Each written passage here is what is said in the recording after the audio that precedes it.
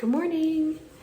Today I'm going to try something I've done before, and I've showed you before how I did it, but it was such a success. I want to see if I can recreate it. I'm going to do 7 freezer meals in a day. And the reason I'm doing this is because my daughter said it was such a big success in her house, and it was so helpful to her as she's starting off on her new life as a working mom, that she really hoped that I could do it again. So I'm actually just gonna do the exact same thing, the exact same recipes. I wanted to try something different, but the next step up is 30 freezer meals in a day, and I just don't have the bandwidth for 30 freezer meals in a day. So I'm gonna do the 7 again and maybe ratchet up to the more advanced freezer meal preparation.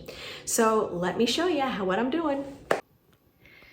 First thing, you gotta follow the directions very carefully. 7 seriously easy freezer meals in a day. Okay, that's number 1.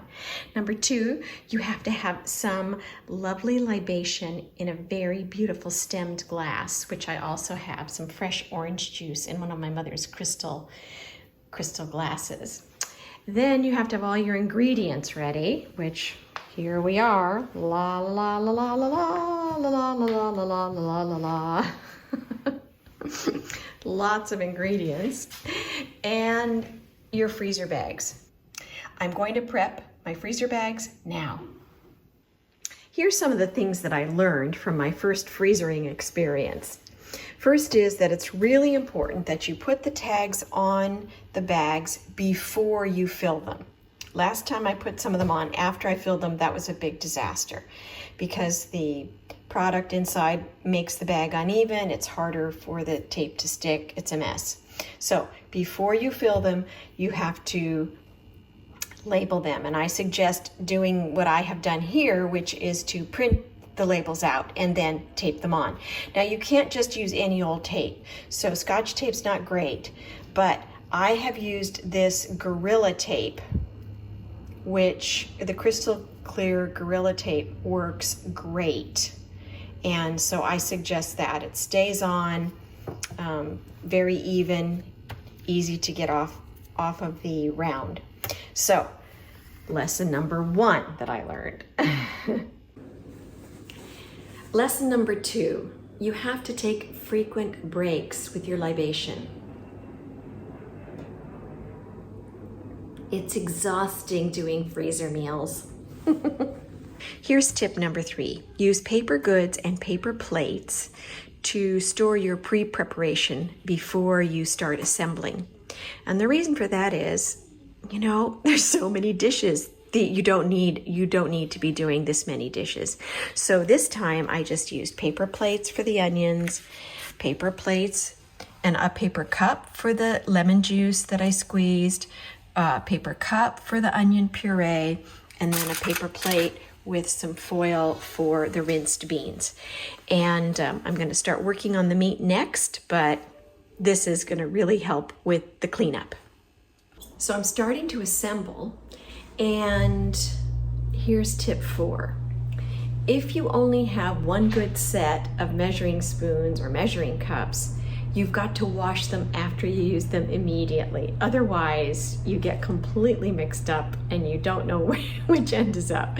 Last time I did this, I would do one recipe quickly, then put it in the freezer, then start the next recipe and realize I didn't have any measuring items. So I just did my first, my first assemble, and I had to use 2 measuring spoons. I'm gonna wash them now, and then I'll have them for the next one. Tip 5 is the baggie rack. Now, I showed this, I think, in one of my previous videos, but the first time I did the freezer meals, I didn't have a baggie rack, and so I just put the baggies on the counter, and they consequently dripped out, and all the contents was on the floor. That was a disaster. So these baggie racks, which Jenny sent me as a gift for the first set of freezer meals, are just great. Let me show you how they work. I'm just gonna take the contents from the teriyaki chicken recipe that I just prepared, and I'm going to put it in the bag. That's it. I probably could just, you know, drop all of this in, but I want to be a little more careful.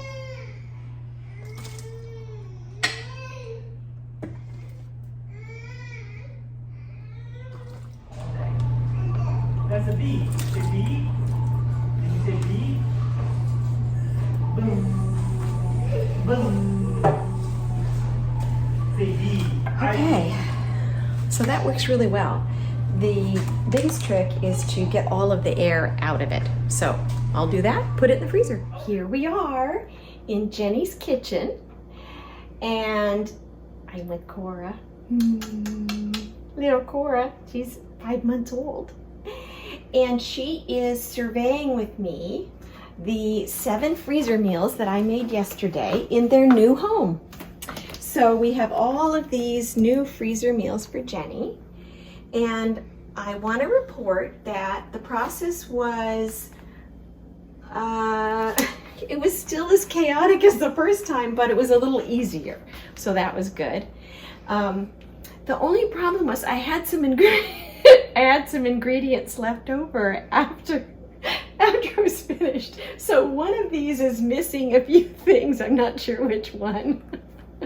That's okay. I told Jenny it's going to be a new taste treat, right? Yes.